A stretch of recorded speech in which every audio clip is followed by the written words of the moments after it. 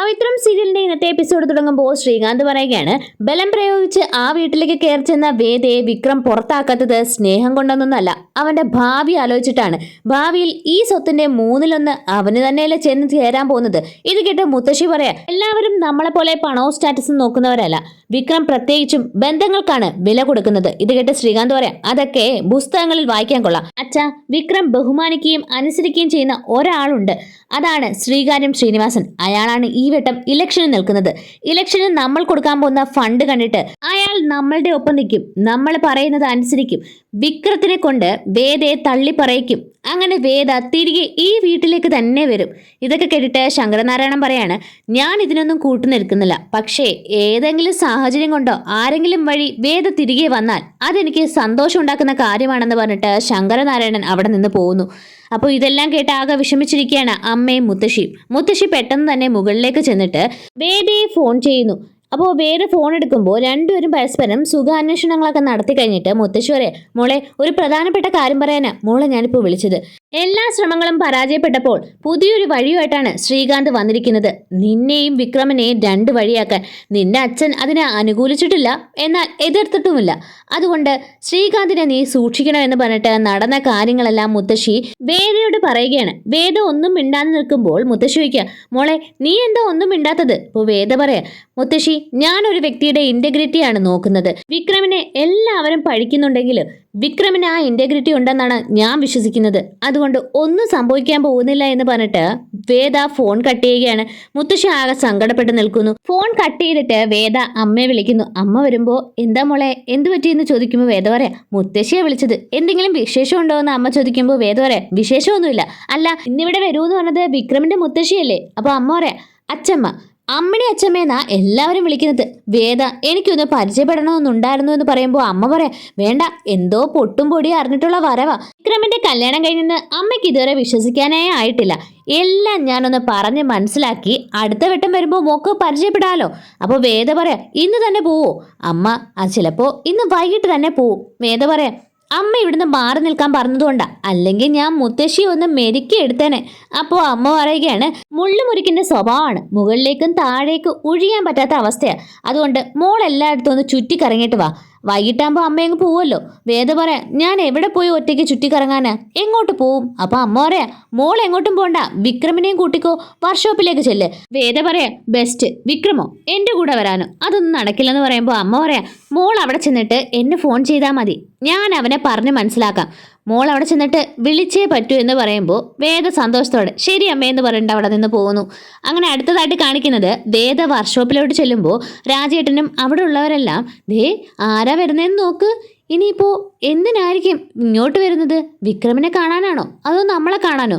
നമ്മളെ അവനെ വഴി തെറ്റിക്കുന്നതല്ലേ, ഇനി നമ്മളെ വഴക്ക് പറയാനായിരിക്കും ഇങ്ങോട്ട് വരുന്നത്. വേദ അങ്ങോട്ട് എന്നിട്ട് എന്താ ഒരു രഹസ്യം പറിച്ചില്? അപ്പോൾ ഒന്നുമില്ല, ആദ്യമായിട്ടല്ലേ ഇങ്ങോട്ട് വരുന്നത്, അതിനെപ്പറ്റി സംസാരിച്ചതാണെന്ന് പറയുമ്പോൾ വേദ പറയാം, എന്നിട്ടാണോ എന്നെ സ്വീകരിക്കാതെ ഇരിക്കുന്നത്? ഒരു ഹായ് പോലും പറഞ്ഞില്ലല്ലോ.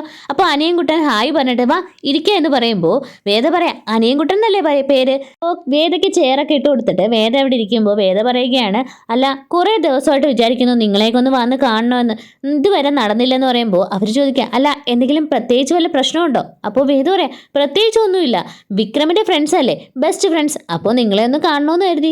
അപ്പോൾ അവര് പറയാം, ഞങ്ങളെ കുട്ടിയെ വന്ന ഒരു സാരിയൊക്കെ ആയിട്ട് വന്ന് കാണണമെന്ന് വിചാരിച്ചതാ, വിക്രം ആ തടഞ്ഞത്. അപ്പോൾ വേദ പറയാം, വിക്രമോ? വിക്രം വരണ്ടാന്ന് പറഞ്ഞോ? എന്തായാലും എനിക്കൊരു സാരി കിട്ടേണ്ട ചാൻസ് കളഞ്ഞല്ലോ എൻ്റെ സഹോദരന്മാരുടെ കയ്യിൽ നിന്ന്. എന്തായാലും ഇനി അടുത്ത വട്ടം ആവട്ടെ എന്ന് ഇങ്ങനെ വേദ പറയുന്നു. എന്നിട്ട് വേദ പറയാം, നിങ്ങളിപ്പോൾ ഈ വിക്രമിൻ്റെ മാത്രമല്ല എൻ്റെയും ഫ്രണ്ട്സാണ്. അപ്പോൾ ഞാനൊരു കാര്യം പറഞ്ഞോട്ടെ, വിക്രം ഇങ്ങനെ നടക്കുന്നതാണോ നിങ്ങൾക്ക് ഇഷ്ടം? വിക്രമിനെ ഒന്ന് മാറ്റിയെടുക്കണ്ടേ? ഓപ്പണായിട്ട് പറഞ്ഞാൽ ഞങ്ങൾ ഇതുവരെ സന്തോഷത്തോടെ ജീവിക്കാൻ തുടങ്ങിയിട്ടില്ല. വിക്രം ഇതുവരെ പൊരുത്തപ്പെട്ടിട്ടില്ല. വിക്രമിനെ എങ്ങനെയെങ്കിലും മാറ്റിയെടുക്കണം. 2 ജീവിത സാഹചര്യത്തിൽ നിന്ന് വന്നവരല്ലേ ഞങ്ങൾ. അതുകൊണ്ട് തന്നെ അത്ര പെട്ടെന്നൊന്നും ഞങ്ങൾക്ക് ഒരുമിക്കാനാവില്ല. എത്രയും പെട്ടെന്ന് വിക്രമിനെ മാറ്റിയെടുക്കണം, ഈ ഗുണ്ടാപ്പണിയും എല്ലാം. അപ്പോൾ രാജേട്ടൻ പറയുകയാണ്, അത് പിന്നെ മോള് വിചാരിക്കുന്ന പോലെ അത്ര മോശപ്പെട്ടവനൊന്നും അല്ല അവൻ. അവന്റെ മനസാക്ഷിക്ക് സത്യം എന്ന് തോന്നുന്ന കാര്യങ്ങൾക്ക് മാത്രമേ അവൻ അടി ഉണ്ടാക്കാറുള്ളൂ. പിന്നെ ഈ പാർട്ടി പ്രവർത്തനം. അപ്പോൾ വേദ പറയാം, എന്തായാലും ഗുണ്ടെന്നുള്ള പേര് എങ്ങനെയെങ്കിലും മാറ്റിയെടുക്കണം. അതിന് നിങ്ങൾ എൻ്റെ ഒപ്പം നിൽക്കണം. എന്താണ് വിക്രമിന് സംഭവിച്ചത്, വിക്രം എന്തിനാണ് ഈ പാർട്ടിയിൽ വന്ന് കയറിയതും ഇങ്ങനെയൊക്കെ സംഭവിച്ചതെന്ന് എനിക്ക് അറിയണം. അപ്പോൾ രാജേട്ടൻ പറയുകയാണ്, വിക്രമിനെ പറ്റി കൂടുതൽ കാര്യമൊന്നും ഞങ്ങൾക്കറിയില്ല. അവൻ ഈ പാർട്ടിയിൽ വന്നതിന് ശേഷമാണ് ഞങ്ങൾ അവനെ പരിചയപ്പെടുന്നത്. ഒരു പ്രത്യേക സാഹചര്യത്തിൽ ഈ കട ഒഴിയേണ്ടി വന്നപ്പോൾ കടക്കാരിൽ നിന്ന് അവനാണ് ഈ കട രക്ഷിച്ച് ഞങ്ങൾക്ക് തന്നത്. അങ്ങനെയുള്ള പരിചയമാണ് ഇപ്പോൾ ഇത്രയും ഫ്രണ്ട്ഷിപ്പ് ആയത്. അല്ലാതെ അവൻ്റെ പഴയ കാര്യങ്ങളൊന്നും എനിക്കറിയില്ല. അത് ചോദിച്ചാലും അവനത് ഇഷ്ടമല്ല. അതുകൊണ്ട് എനിക്കറിയില്ല മോളെ എന്ന് പറയുമ്പോൾ വേദ ചോദിക്കുക, വിക്രം ജയിലിൽ പോയത് എന്തിനാണെന്നും അറിയില്ലേ? അപ്പോൾ രായേട്ടൻ പറയാണ്, ഇല്ല അതിനെ പറ്റിയൊന്നും ഞങ്ങൾക്കറിയില്ല. പക്ഷേ മോള് വിചാരിക്കുന്ന പോലെ അത്ര മോശപ്പെട്ടവനല്ല. ഒരു ലഹരിക്കും അവൻ അടിമയായിട്ടില്ല. മോള് വിചാരിക്കുന്ന പോലെ എത്രയും പെട്ടെന്ന് തന്നെ വിക്രമിനെ മാറ്റി ഒരു പുതിയ മനുഷ്യനാക്കി മാറ്റാൻ പറ്റും മോൾക്ക്. ഇത് കേൾക്കുമ്പോൾ വേദയ്ക്ക് സന്തോഷമാവുന്നു. അപ്പോൾ രായേട്ടൻ പറയുകയാണ്, ഡാ പോയി ഒരു ചായ വാങ്ങിയിട്ട് വാ, മോള് കുടിക്കുമല്ലോ. വേദ സന്തോഷത്തോടെ കുടിക്കുമെന്നൊക്കെ പറഞ്ഞിട്ട് അങ്ങനെ ചായ മേടിക്കാനായിട്ട് പോകുമ്പോൾ ഈ സമയം തന്നെ വിക്രം അകത്തേക്ക് കയറി വരുന്നു. അപ്പോൾ വിക്രം ചോദിക്കുക, അല്ല നീ എവിടെ പോകുന്നു? ചായ മേടിക്കാൻ പോവാ, ഒരു സ്പെഷ്യൽ അതിഥി വന്നിട്ടുണ്ട്, നിനക്ക് വേണ്ടപ്പെട്ട ആളാ. അപ്പോൾ വിക്രം വേണ്ടപ്പെട്ട ആളോ എന്ന് ചോദിച്ചാൽ അകത്തേക്ക് ചെല്ലുമ്പോൾ വേദയെ കണ്ടിട്ട്, നീ ആയിരുന്നോ, നീ എന്താ ഇവിടെ? അപ്പോൾ വേദ പറയാ, അത് പിന്നെ ഞങ്ങളൊരു സ്വഭാവ രൂപീകരണ ചർച്ച നടത്തുമായിരുന്നു അല്ലേ രായേട്ടാ? വിക്രം ദേഷ്യത്തിൽ പറയാം, ആ സഭ കൂടി കഴിഞ്ഞല്ലോ, ഇനിയിപ്പം വീട്ടിലേക്ക് ചെല്ലാൻ നോക്ക്, പോ. അപ്പോൾ പെട്ടെന്ന് വേദ പറയാം, ഇതാ ഞാൻ ഒരിടത്ത് അടങ്ങിയിരിക്കാൻ സമ്മതിക്കില്ല, അപ്പോഴേക്ക് എങ്ങോട്ടെങ്കിലും കറങ്ങാൻ കൊണ്ടുപോകണം, വാ നമുക്ക് പോവാം. അപ്പോൾ വിക്രം പറയാം, എവിടെ പോവാന്ന്? നീ എന്തിനാടി വേദാളമേ ഇങ്ങോട്ട് വന്നത്? അപ്പോൾ വേദ പറയുകയാണ്, അല്ല എൻ്റെ ഭർത്താവ് രാവിലെ തൊട്ട് വൈകിട്ട് വരെ ചൊറിയും കുത്തിയിരിക്കുന്ന സ്ഥലം ഞാനും ഒന്ന് കണ്ടിരിക്കണമല്ലോ. അപ്പോൾ അനിയൻകുട്ടൻ പറയാണ്, അതെ അവൻ ഒരു ദിവസം മൊത്തം ആ കസേരയിൽ നിന്ന് ഉറക്കോ പതിവ്. അപ്പോൾ വേദ പറയാം, അതാ ഞാൻ പറഞ്ഞത്, ഇന്ന് ചൊറി കുത്തിയിരിക്കണ്ട, വാ നമുക്കൊന്ന് കറങ്ങിയിട്ട് വരാന്ന്. വിക്രം, കറങ്ങാന്? എന്ത് കറങ്ങാൻ? നീ എന്ത് കറങ്ങാനാ? അപ്പൊ വേദ പറയാ, നമുക്ക് ബൈക്കിൽ ഈ നാടൊക്കെ ഒന്ന് കണ്ടിട്ട് വരാം. വിക്രം, നിന്നോട് പോകാനാ പറഞ്ഞത്, നീയും ഞാനും തമ്മിൽ കറങ്ങാൻ, നടക്കുന്ന കാര്യമെല്ലാം പറയും. അപ്പോൾ വേദ പറയാം, സ്വന്തം ഭാര്യയെ എത്തിക്കൊണ്ട് കറങ്ങാൻ പോകുന്നത് അത്ര വലിയ തെറ്റൊന്നും അല്ലല്ലോ, വാ വേഗം പോകാം. വിക്രം പറയാം, നീ നിന്റെ പണി നോക്കിക്കോ. വേദയും എല്ലാവരും ഇത് വിക്രമിന്റെ കടമയാണെന്ന് പറയുമ്പോൾ വിക്രം എല്ലാവരോടും ഇങ്ങനെ ദേഷ്യം നിൽക്കുന്ന സമയത്ത് പെട്ടെന്ന് അമ്മയുടെ ഫോൺ വരുന്നു. വിക്രം ആ ഫോൺ എടുത്തിട്ട്, അല്ല ഹലോ അമ്മയെന്ന് വിളിക്കുമ്പോൾ അമ്മ ചോദിക്കുക, നീ ആ വർക്ക്ഷോപ്പിൽ തന്നെ ഇല്ലേ? അപ്പോൾ വിക്രം പറയാം, അതെ ആ വേദാളം. അപ്പോൾ അമ്മ പറയാ, ഞാൻ തന്നെ അവളെ അങ്ങോട്ട് പറഞ്ഞു വിട്ടത്. കുറച്ച് മുമ്പ് മുത്തശ്ശി വിളിച്ചിരുന്നു, മുത്തശ്ശി ഇങ്ങോട്ട് വരുന്നെന്ന്. നിനക്ക് മുത്തശ്ശിയുടെ സ്വഭാവം അറിയാവുന്നതല്ലേ? അതുകൊണ്ട് ആ മുത്തശ്ശി വരുന്ന സമയത്ത് അവളെ ഇവിടെ നിന്ന് മാറ്റി നിർത്തണം. അതിനുവേണ്ടി ഞാൻ അങ്ങോട്ട് പറഞ്ഞു വിട്ടത്. നീ അവളായിട്ടൊന്ന് കറങ്ങിയിട്ടൊക്കെ വാ. അപ്പോൾ വിക്രം പറയാം, എന്തിന്? മുത്തശ്ശി വന്നാൽ എന്താ കുഴപ്പം? ഇവളെ കണ്ടാൽ എന്താ? അപ്പോൾ അമ്മ പറയുകയാണ്, നിനക്കറിയാവുന്നല്ലേ മുത്തശ്ശിയുടെ സ്വഭാവം? അത് മാത്രമല്ല മുത്തശ്ശിയുടെ കൂടെ ആരൊക്കെ വരുന്നുണ്ട്, ഓരോന്ന് ആ കുട്ടിയോട് ചോദിക്കുകയും ചെയ്യും. എന്തിനാ അതിനൊക്കെ പോകുന്നത്? വലിയ പ്രശ്നമൊന്നും ഉണ്ടാക്കണ്ട, നീ അവളുമായിട്ടൊന്ന് കറങ്ങിയിട്ടൊക്കെ വാ. അപ്പോൾ വിക്രം പറയുകയാണ്, എന്തിനാ കറങ്ങാൻ പോകുന്നത്? അവൾ ഈ വർക്ക്ഷോപ്പിൽ ഇരുന്നോട്ടെ, ഞാൻ ഇവിടെ നിന്ന് പൊക്കോളാം. അപ്പോൾ അമ്മ പറയാ, ഒരു പ്രായപൂർത്തിയായ പെൺകുട്ടിയെ വർക്ക്ഷോപ്പിൽ ഇരുത്താനോ? എനിക്ക് ദേഷ്യം വരുന്നുണ്ട്. അവളുമായിട്ട് നിങ്ങൾ ഇന്ന് വൈകിട്ട് വരെ എവിടെയെങ്കിലുമൊക്കെ കറങ്ങാൻ പോകും.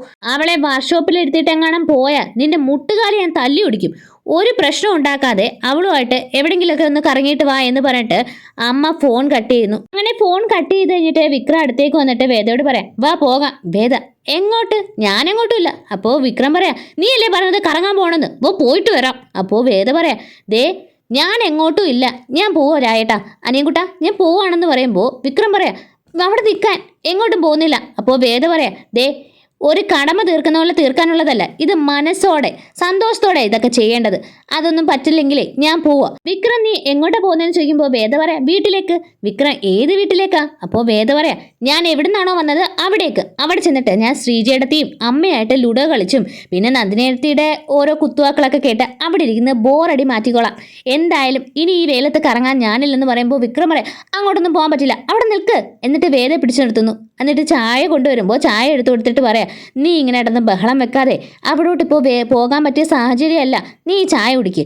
അപ്പോൾ വേദ ചോദിക്കാം, ഇനി വഴക്ക് പറയില്ലല്ലോ, ചീത്ത പറയില്ലല്ലോ, ഉറപ്പ് പറഞ്ഞാൽ മാത്രമേ ഞാൻ ചായ കുടിക്കൂ. അപ്പോൾ വിക്രം പറയാം, ഇല്ല. അങ്ങനെ വേദ വിക്രമിൻ്റെ നിന്ന് ചായ വാങ്ങിച്ചു കുടിക്കുന്നു. വിക്രമും എല്ലാവരും ചായ കുടിക്കുന്നു.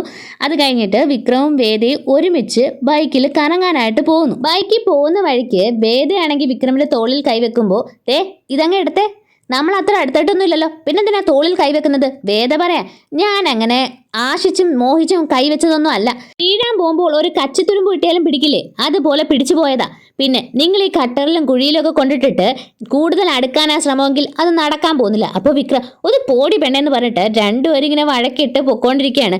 അപ്പോൾ വിക്രം പറയാം, ഞാൻ നിന്നെ ഏതെങ്കിലും മാളിൽ കൊണ്ടാക്കാം, അപ്പോൾ നിനക്ക് ആവശ്യം പോലെ കറങ്ങി നടക്കാലോ, വായിക്ക് നോക്കി അവിടെ എല്ലാം നടക്കാം. അപ്പോൾ വേദ പറയാം, നിങ്ങൾ വണ്ടി കയറുന്നതിന് മുമ്പ് എനിക്ക് വാക്ക് തന്നല്ലേ, ഇനി എന്നെ വഴക്ക് പറയില്ല, എൻ്റെ കൂടെ തന്നെ വരാമെന്ന്, എന്നിട്ട് ഇപ്പോൾ വാക്ക് മാറ്റുന്നു. അപ്പോൾ വിക്രം പറയാം, അപ്പോഴത്തെ സാഹചര്യം പോലെ ഇരിക്കും. ഇപ്പോൾ ഇതിൽ വണ്ടിയിൽ എണ്ണയില്ലെന്ന് പറയുമ്പോൾ വേദ പറയാം, എണ്ണ നമുക്ക് അടിക്കാമല്ലോ. അങ്ങനെ പെട്രോൾ പമ്പിൽ ചെന്ന് എണ്ണ അടിക്കുന്നു. വിക്രം 500 രൂപയ്ക്ക് പെട്രോൾ അടിച്ചിട്ട് പൈസ കൊടുക്കാതെ പോകുമ്പോൾ വേദ ചോദിക്കുക, നിങ്ങളെന്താ പൈസ കൊടുക്കാത്തത്? അപ്പോൾ അവിടെ നിൽക്കുന്ന ആ ചെക്കൻ പറയുകയാണ്, വേണ്ട സാറ് കുഴപ്പമില്ല മാഡം എന്നിങ്ങനെ പറയുമ്പോൾ പെട്ടെന്ന് വേദ പറയാം, ഓഹോ രാഷ്ട്രീയ ഗുണ്ടയോടുള്ള പേടിയാണോ അതോ ബഹുമാനോ? അപ്പോൾ പെട്ടെന്ന് തന്നെ വിക്രം അയാളുടെ കയ്യിൽ നിന്ന് 500 രൂപ വാങ്ങിയിട്ട്, ഇത് പെട്രോൾ അടിച്ചതിൻ്റെ 500 രൂപ, ഇനി ഈ കടം വാങ്ങിയ 500 രൂപ ഞാൻ വൈകിട്ട് കൊണ്ടുവരാം എന്ന് പറഞ്ഞിട്ട് വിക്രം വണ്ടി എടുക്കുന്നു. അപ്പോൾ വേദ പെട്ടെന്ന് വിക്രമിനോട് വണ്ടി നിർത്താൻ പറഞ്ഞിട്ട് വിക്രമിനെ ഉപദേശിക്കുകയാണ്, ഇതാ പറയുന്നത് നിങ്ങളുടെ ഈ ഗുണ്ട എന്നുള്ള പേര് മാറ്റിയെടുക്കണമെന്ന്. അമ്മയെ അതിനാ ശ്രമിക്കുന്നത്. നിങ്ങൾ അച്ഛൻ വിളിക്കുന്നത് പോലെ ഈ ഗുണ്ടയാണ്ട് മാത്രം എല്ലാവരും നിങ്ങളിങ്ങനെ പേടിച്ച് നിൽക്കുന്നത്. ആദ്യം ഈ പേര് മാറ്റിയെടുക്കാൻ നോക്ക്. അപ്പോൾ വിക്രം പറയാം, തീർന്നോ? അപ്പോൾ വേദ പറയാം, ഇല്ല, ഇങ്ങനെ ഓരോ സന്ദർഭം കാണുമ്പോഴും ഞാൻ നിങ്ങളെ ഇങ്ങനെ ഉപദേശിച്ചുകൊണ്ടേയിരിക്കും. അങ്ങനെ രണ്ടുപേരും ഇങ്ങനെ കറങ്ങാൻ പോകുന്നു. ഈ സമയമാണെങ്കിൽ നന്ദിനിയാണെങ്കിൽ വേദയെ കാണാതെ അവിടെ എല്ലാം തിരക്കി നടന്നിട്ട് അമ്മയോട് ചോദിക്കുക, അമ്മേ ആ വേതാളത്തെ കണ്ടോ? അപ്പോൾ അമ്മ ചോദിക്കുക, വേതാളോ? നീ എന്തിനാ അങ്ങനെ വിളിക്കുന്നത്? വിക്രം വിളിക്കുന്നത് കരുതി നീ വിളിക്കേണ്ട ആവശ്യമില്ല. അവര് ഭാര്യയും ഭർത്താവും ആകുമ്പോൾ പലതും വിളിക്കും, അത് വേദയ്ക്ക് സന്തോഷം തന്നെയാണ്. അപ്പോൾ നന്ദിനി പറയാം, അവനാണെങ്കിൽ കളിയാക്കിയല്ലേ വിളിക്കുന്നത്, അതുപോലെ ഞാനും വിളിച്ചത്. അപ്പോൾ അമ്മ പറയുകയാണ്, പക്ഷേ വേദയ്ക്ക് അത് ഇഷ്ടമാണ്, അവര് ഭാര്യയും ഭർത്താവും വിളിക്കുന്ന പോലെ ഒന്നും നീ വിളിക്കേണ്ട. അല്ല അവൾ എവിടെ പോയെന്ന് ചോദിക്കുമ്പോൾ അമ്മ പറയാ, അവള് കറങ്ങാൻ പോയിരിക്കുക, അവര് രാവിലെ ഇവിടെ നിന്ന് പോയതാ, ഇപ്പൊ വിളിച്ചു പറഞ്ഞു ഞങ്ങള് ബൈക്കിൽ കറങ്ങിയിട്ടൊക്കെ വൈകിട്ടേ വരുന്നുള്ളൂ എന്ന്. അപ്പൊ നന്ദിനി പറയാ, കറങ്ങാൻ പോയെന്നാ? അമ്മ വെറുതെ പറയല്ലേ? അമ്മ പറയാ, ഞാനെന്തിനാ വെറുതെ പറയുന്നത്, അവള് പറഞ്ഞ കാര്യങ്ങളാ, നീ വരുമ്പോ ചോദിച്ചു നോക്ക്. അപ്പോൾ നീ പറഞ്ഞപ്പോഴാ ഒരു കാര്യം ആലോചിച്ചത്, വേതാളം എന്ന് വിളിച്ചില്ലേ, അതുപോലെ വിക്രമിന്റെ തോളിൽ ഇരുന്ന് അവർ രണ്ടുപേരും ബൈക്കിൽ യാത്ര ചെയ്യുന്നതെന്നൊക്കെ അമ്മ ഇങ്ങനെ പറയുന്ന കേട്ട് നന്ദിനി ഇങ്ങനെ വിക്രമിന്റെ തോളിൽ വേദ ഇരിക്കുന്നതായിട്ട് സ്വപ്നം കാണുകയാണ്. ഇവിടെ വെച്ചാണ് എപ്പിസോഡ് അവസാനിക്കുന്നത്. ആദ്യമായിട്ട് ചാനൽ കാണുന്നവർ സബ്സ്ക്രൈബ് ചെയ്ത് സപ്പോർട്ട് ചെയ്യാൻ മറക്കല്ലേ. ഒരു ലൈക്കും ഒരു കമൻറ്റും ചെയ്ത് സപ്പോർട്ട് ചെയ്യണേ. താങ്ക്